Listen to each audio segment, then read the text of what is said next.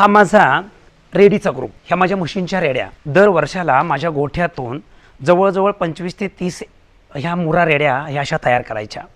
खरं सांगायचं झालं तर हे माझं काळं सोनंच आहे.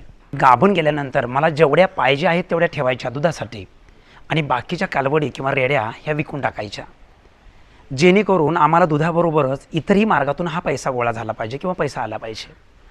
सगळ्यात महत्त्वाचं, नुसत्या दुधाच्या भरोश्यावर राहू नका. दर वर्षाला अशा रेड्यापाड्या तयार करणं आणि त्या विक्रीसाठी ठेवणं आणि त्यातून येणारा पैसा हा तुमचा नेट प्रॉफिट असेल.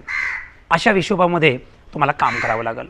तर आपल्याला आहार व्यवस्थापन तितकंच महत्त्वाचं आहे. तुम्हाला जर हे सगळं जाणून घ्यायचं असेल तर येणाऱ्या 18 ते 21 मार्च रोजी सायंकाळी 8 ते 10 या वेळेमध्ये आम्ही ह्या विषयावरती प्रशिक्षण घेऊन येत आहोत. तर प्लेस्टोरमध्ये जायचं आहे आणि डेअरी क्लब नावाचे ॲप डाउनलोड करून घ्यायचं आहे आणि ह्या प्रशिक्षणामध्ये तुम्ही सहभागी व्हायचं आहे.